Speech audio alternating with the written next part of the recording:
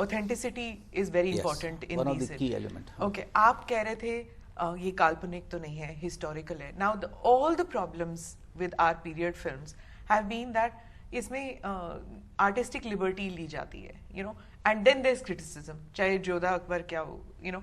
I know that like when I went to Pakistan, I went to the Lahore fort and वहाँ पे लोग कहते हैं there was no queen called Jodha. ये तो आप हिंदू हैं जो आपने कंकॉक्ट किया हुआ है कि जोधा तो कोई थी ही नहीं.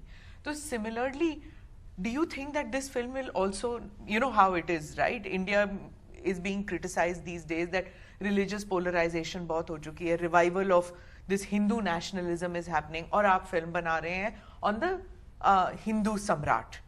So do you expect a lot of blowback coming your way that this is imaginary, not real? हाँ जी, दोनों से पूछ रही हूँ. मुझे नहीं लगता कि इसमें कोई बड़ी चुनौती है, इसलिए कि ये मैं आपकी बात से सहमत हूँ कि इतिहास में there are so many different views in history, and since there are different views that makes it more interesting. इसलिए जो भी हम लोगों ने फिल्म बनाई है उसमें उन सारे व्यूज़ का ध्यान रखा है कि what are the popular views, what is the popular folklore. So we have to incorporate that.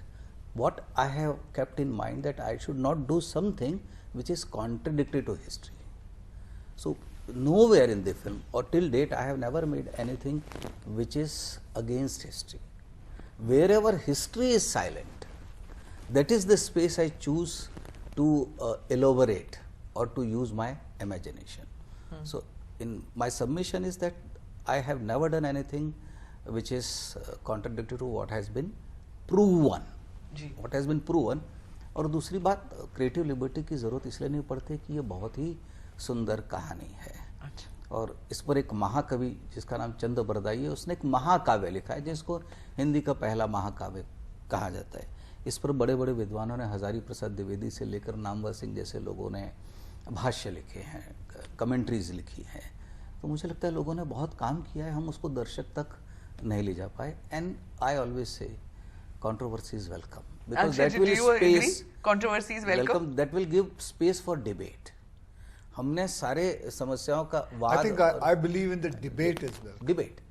debate तो होगा ना. आप पहले सोमनाथ जाते हैं, काशी जाते हैं, और फिर सम्राट. नहीं, ये जब मैं गया हूँ, यहाँ गया हूँ, एक सेकंड, क्या हो गया, हाँ, जब मैं गया हूँ, it is related to सम्राट पृथ्वीराज.